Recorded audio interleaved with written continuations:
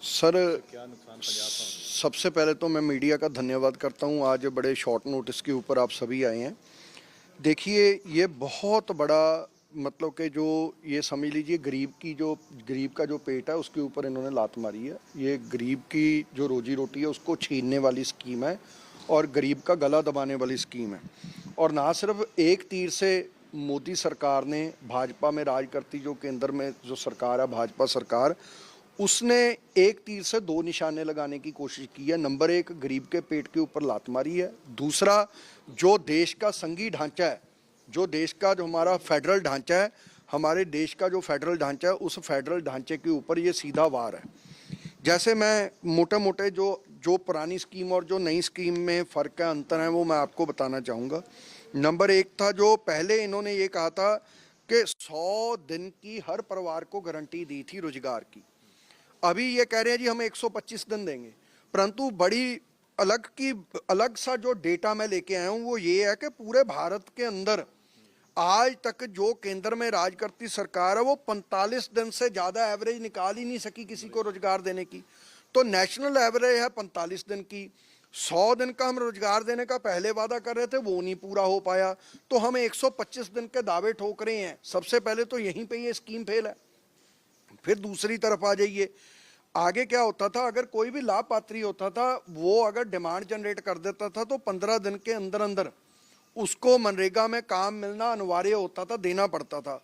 और अगर उसको 15 दिन के अंदर काम नहीं मिला तो बेरोजगारी जो भत्ता होता था वो उसको देना पड़ता था, बाध्य थे वो। अगर 100 डेज काम सरकार ने किसी परिवार को नहीं दिया जो मनरेगा के ऑन रोल है उस पे पोर्टल पे, तो उसको बेरोजगारी भत्ता जो थी वो केंद्र सरकार देती थी।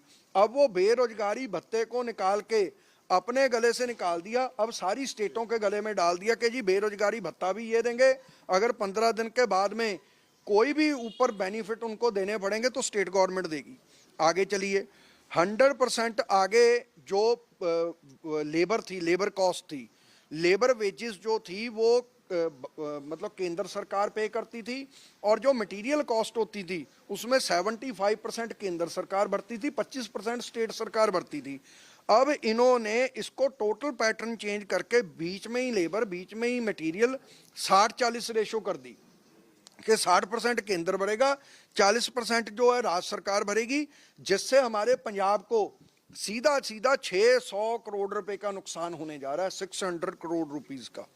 और इसके बाद में आगे क्या होता था, जो लाभपात्री होते थे मनरेगा के वो पूरा साल काम कर सकते थे, उसमें कोई रिस्ट्रिक्शन नहीं थी। ये डिमांड जनरेटेड स्कीम थी, जितनी डिमांड जनरेट होती थी उतनी ये स्कीम का फायदा मिलता था। अब इन्होंने ये कह दिया कि पूरे भारत के अंदर 2 महीने तक मनरेगा बंद रहेगी। कौन से 2 महीने? जो फसल की कटाई के महीने होते हैं, जिसको हम पंजाबी में हाड़ी और सोनी कहते हैं। हाड़ी और सोनी के जो सीजन होंगे उसमें ये 2 महीने, 1 महीना उस समय, 1 महीना उस समय, ये बंद रहेगी स्कीम। मतलब कहने का भाव ये है कि 2 महीने गरीब अपना पेट भी बांध ले, गरीब अपना रोटी खानी भूल जाए, गरीब अपनी फीसें भरनी भूल जाए, गरीब इलाज करवाना भूल जाए, और उसका वो 2 महीने के लिए, मतलब 10 महीने की स्कीम रह गई है नई स्कीम के मुताबिक, वो 2 महीने जाएगा तो कहाँ जाएगा, कहाँ रोटी खाएगा, अपने परिवार को, अपने बुजुर्गों को लेके कहाँ पे जाएगा। उसके अलावा जो बड़ी बात है कि ये जो पहले मनरेगा का काम करवाने की जो ताकत थी, भी मनरेगा के तहत कौन सा काम होगा, ये 266 किस्में थी काम की जिसमें वो काम कर सकते थे, और उसकी पावर पंचायत के पास होती थी। पंचायत डिसाइड करती थी कि हमने ये रेजोल्यूशन डाला कि हमने मनरेगा में ये काम करवाना है, वो स्टेट गवर्नमेंट को भेज देती थी, राज्य सरकार को भेज देती थी, वहां पे वो पास करके मनरेगा का काम चलवा देते थे। अब पंचायतों के भी जमहूरी हक खो दिए, अब स्टेट के भी जमहूरी हक खो दिए। अब ये वहां बैठ के, दिल्ली में बैठ के पूरे भारत का, जैसे वो एक बड़ा डैशबोर्ड बनाते हैं, वहां से बैठ के डैशबोर्ड बनाएंगे और हजारों लोगों को वहां पे कंप्यूटर पे बिठाएंगे, वहां से बैठ के एक एक गांव को मॉनिटर करेंगे और वहां से क्लिक करके